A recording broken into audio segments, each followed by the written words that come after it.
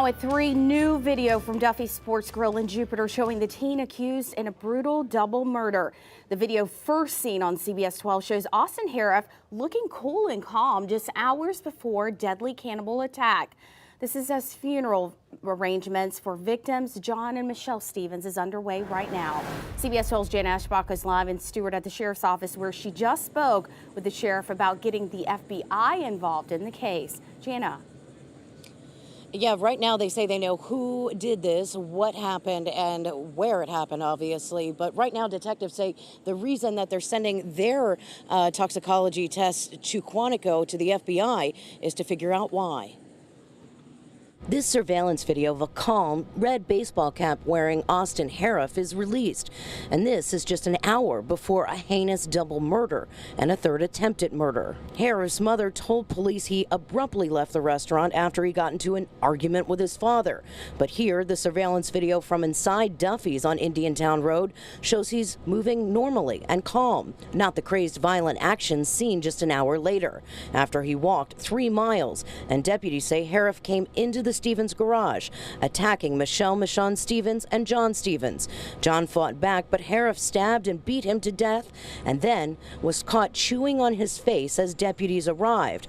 And so far, all of the killer's blood tests for drugs have come back negative. The Florida Department of Law Enforcement can only do so much with blood. Quantico with the FBI can go deeper into the blood and make sure there's nothing in there, no substances that we might have missed here in Florida. Before Harriff leaves the hospital, if he survives, the sheriff says they are preparing right now inside several arrest warrants for those charges that he will face. If they arrest him now, he says the taxpayers would have to pick up that hospital bill, and he doesn't want to burden taxpayers with this. Michelle? Jana, thank you. And we now know those charges Harriff will face when he's released from the hospital. He is now facing and will face counts of first-degree murder, attempted first-degree murder, burglary while armed, and resisting an officer. Also, a lab is now testing Harriff for the chemicals found in Flocka. Right now, he remains in stable but critical condition in the hospital. Once again, the funeral is being held this afternoon for John and Michelle Stevens. Their friends say they're trying their best to remember the good times. They had a garage mahal, they called it, and we always used to go there and hang out, happy hour or something, and neighbors would hang out. You gotta look at all the good memories we had, and you can't bring the past back, but you can move forward and just think of all the best things that we all had together. A large crowd gathered at the Parker Playhouse in Fort Lauderdale where longtime family and friends and relatives shared the memories of the fun-loving couple.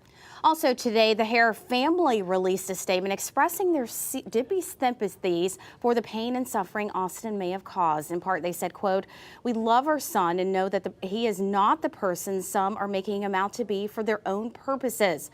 We will allow the full legal process to find the facts and the truth here," unquote. To read the entire statement and see the surveillance video again and hear the psychologist's take on how each person involved will deal with those attacks, you can head to our website, cbs12.com.